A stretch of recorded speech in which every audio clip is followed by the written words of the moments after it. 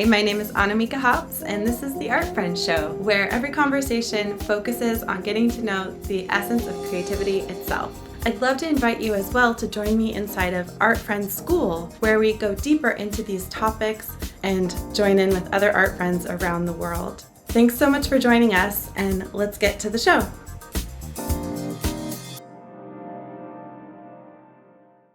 Hi, my name is Annamieka. I'm an artist in Portland, Oregon. I also go by Mika, and this is the Art Friend interview series. Today, I'm interviewing artist Cassi Ott, and I'm so excited to share her with you. Here, I can see her I can see that she's here, so just a moment. I'm going to go ahead and invite her in to talk to us, and then you can meet her.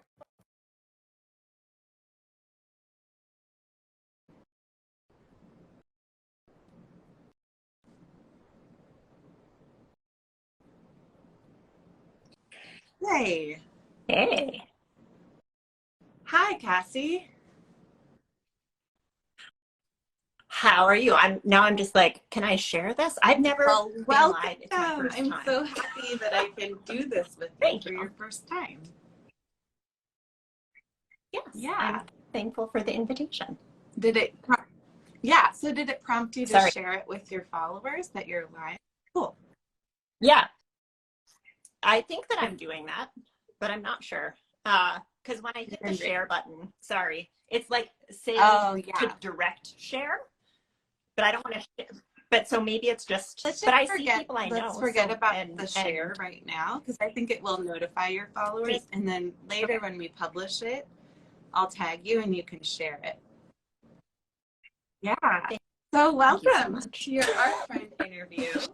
I would love if you give us a brief Thank you. introduction, who you are, where you live, when you got started with your art business, and so on.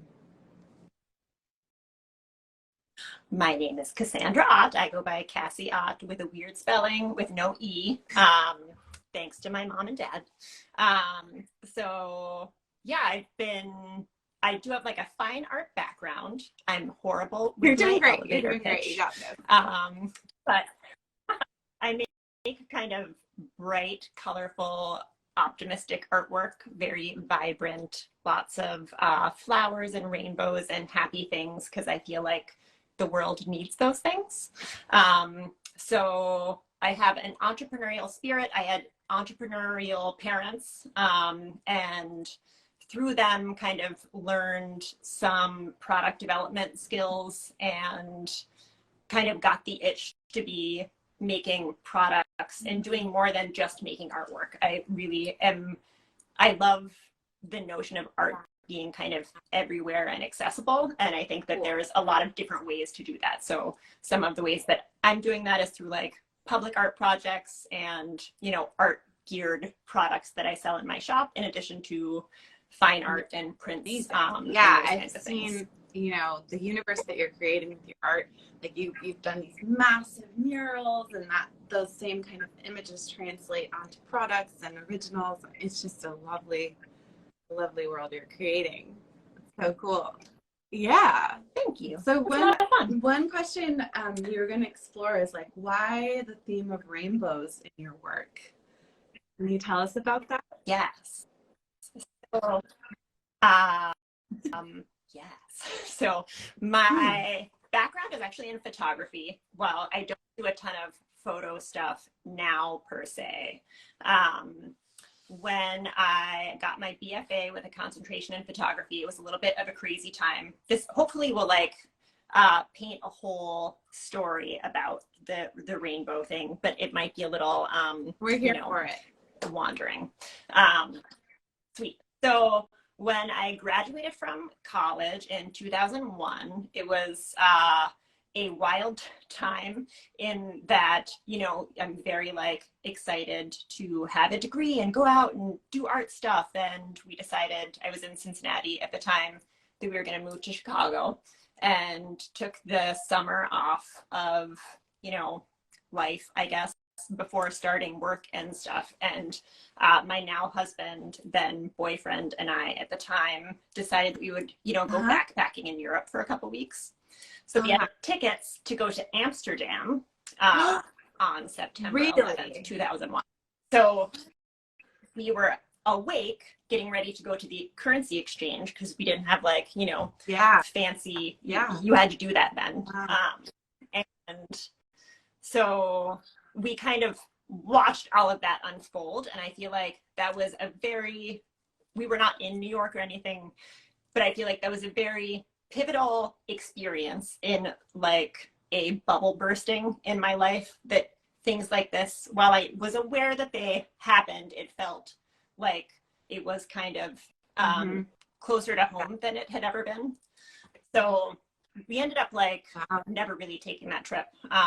But then when we moved to Chicago, a couple months after that, tragically, I'm laughing because I'm uncomfortable, but we lost my grandparents in a plane crash.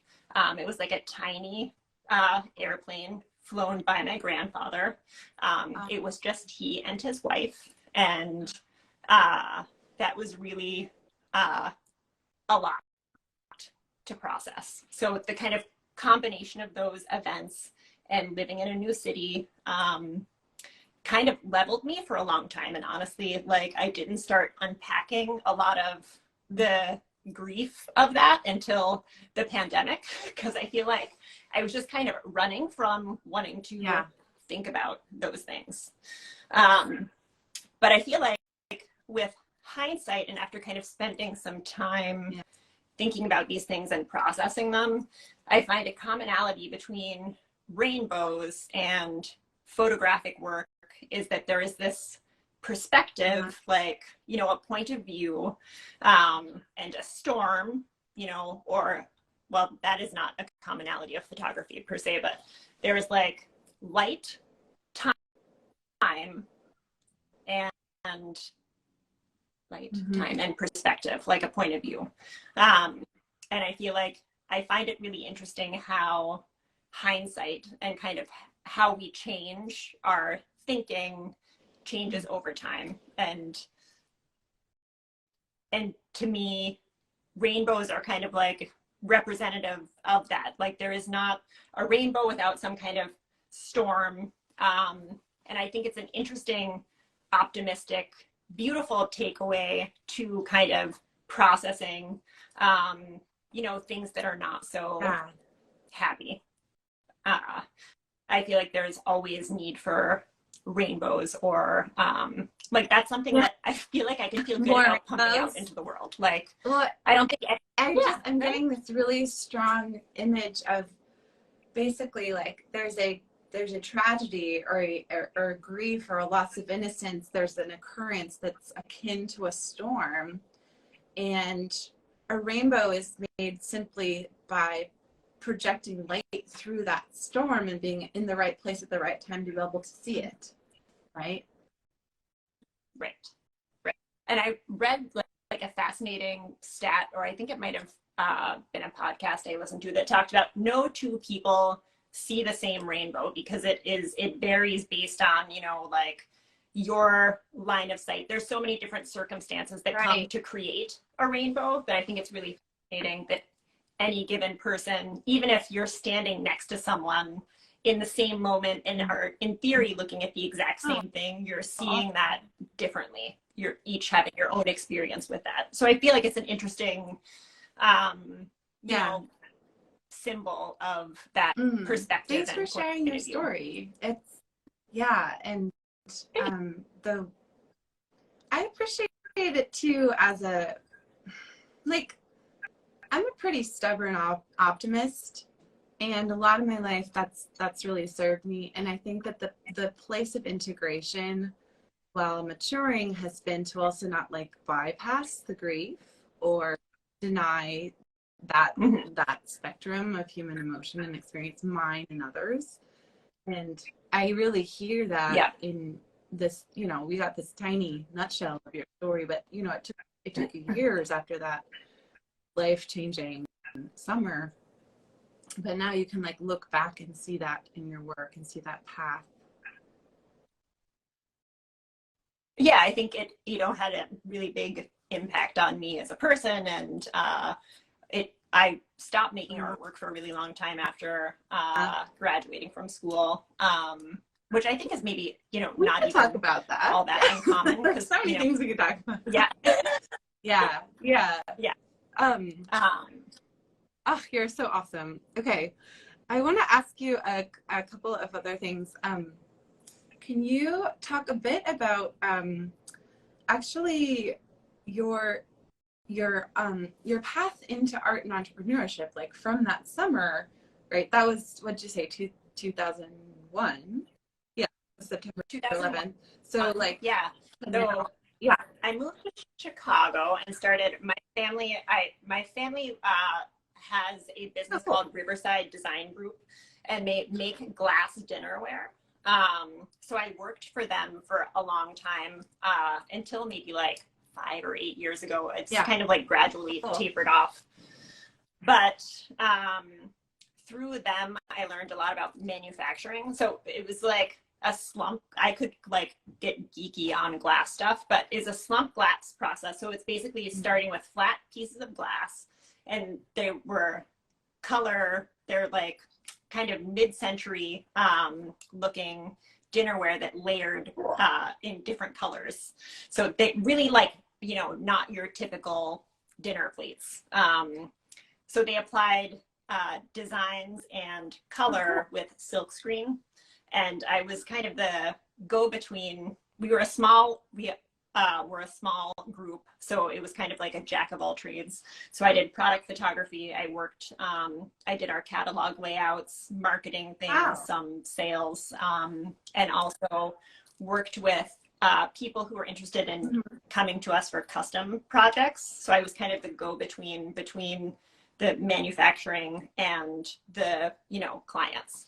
So I learned a lot about, what was possible or not possible, and working within parameters to make sure that someone was getting something that, worked for everybody. The manufacturer would be able to produce it, and that the customer would be happy with what they were getting.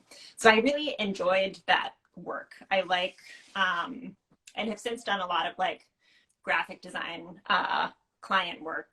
I find it really interesting to take a set of rules or a problem and figure out how to creatively make it be something that, pleases the client, but also looks lovely. So that is kind of how I wiggled my way into my own line of things. It was in like 2017, I started my shop on my website, doing a small run of limited edition silk scarves.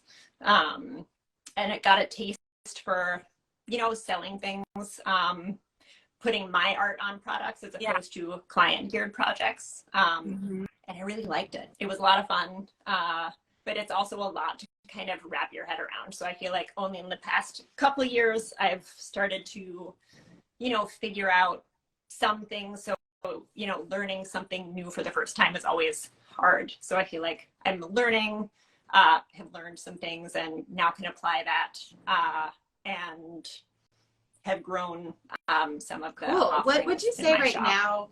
What are 2 or 3 of kind of your biggest engines in your business, like that you either love or that bring you revenue, or a combination?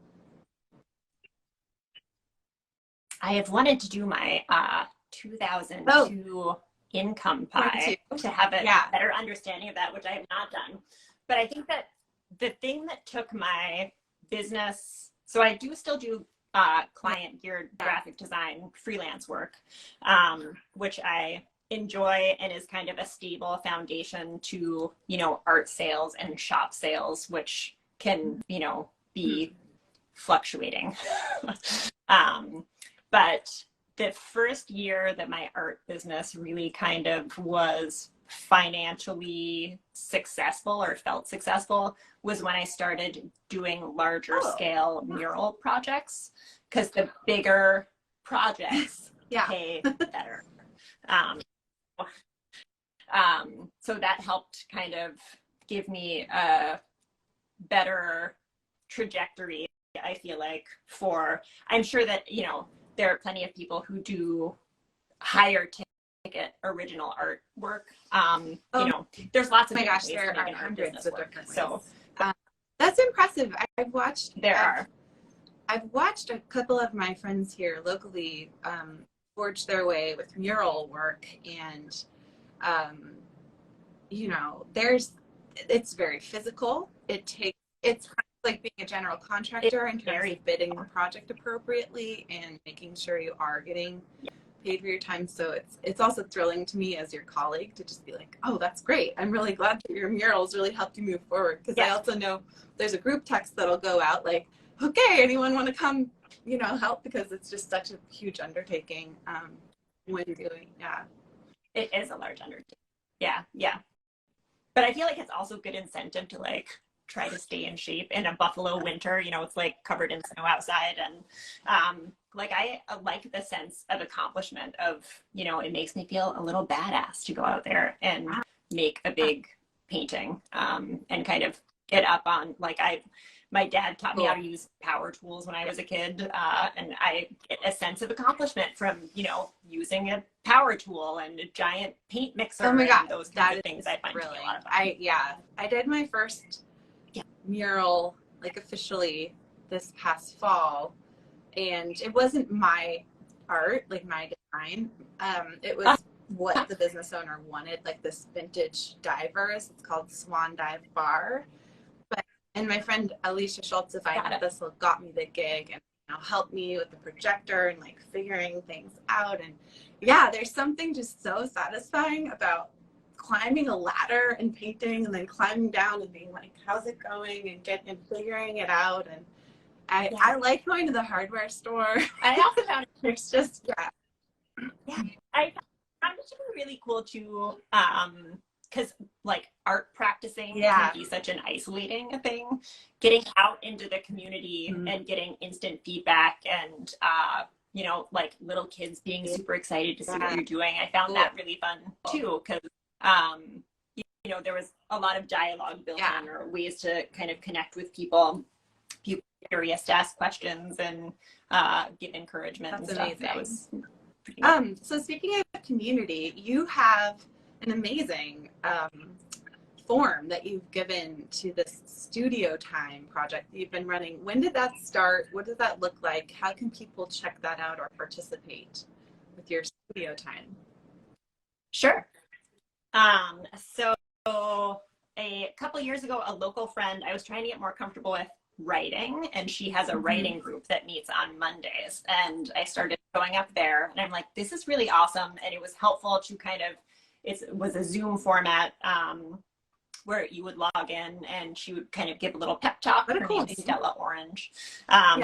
She would give a little pep talk, and then everybody would kind of silently work on, you know, you mute, everyone would work on their practice for about 55 minutes. But there was like, you know, that time window in your calendar that then was set aside for that. And I'm like, this is amazing. I want this for art. So I spearheaded a what I call studio time on Thursdays. I'm in the East Coast. And so every Thursday from 1 p.m. Eastern time to 2:30, I host a live Zoom silent studio time session where anybody can come and work on whatever it is that they're working on. Whether I have, you know, a fair amount of people who do client-based illustration work or something, and it can be a nice time for them to carve out time to just work on a personal project. Because I feel like the window is, it's hard to carve out windows of time that don't end up going to all of the other stuff like email, life, the things. So there's a link on my website at the bottom in the footer that just says studio time, and it has a little bit more information about it.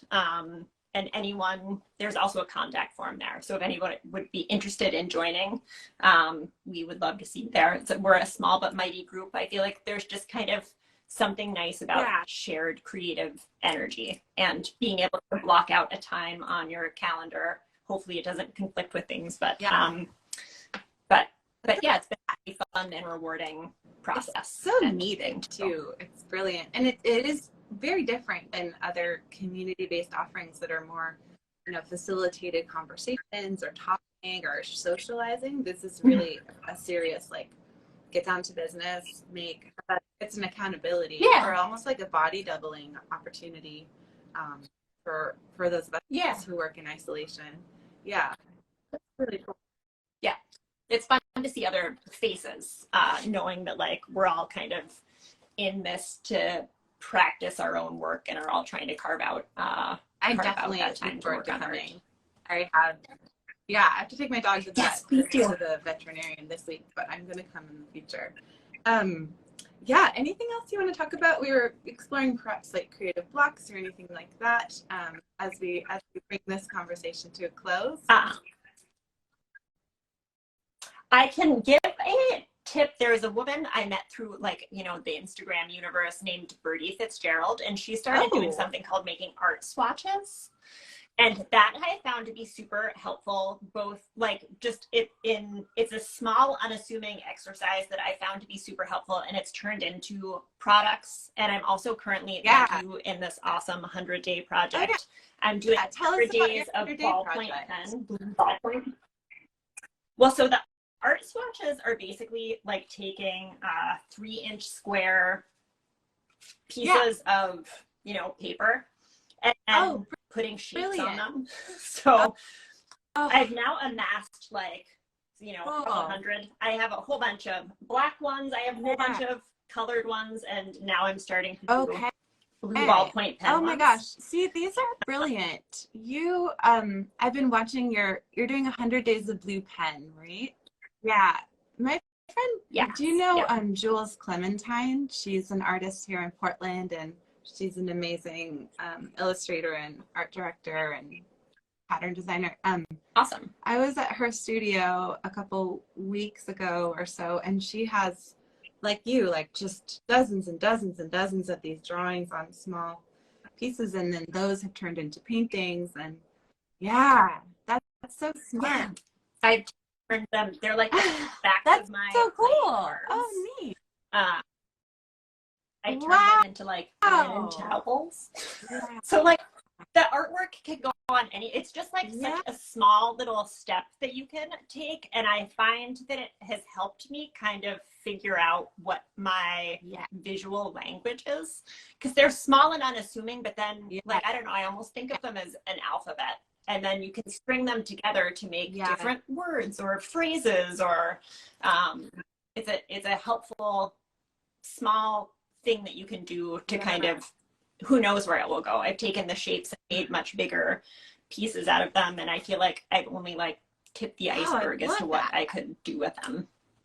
So that's a creative unsticking exercise. This 100-day project that I started like as a part of the official global one was like built on the momentum of on January 1st, I gave myself an assignment to paint every day.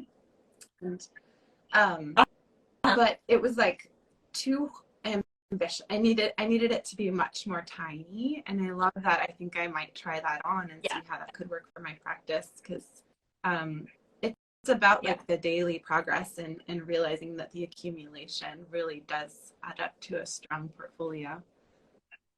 So I feel like it can arting can be so overwhelming. There's like so many possibilities.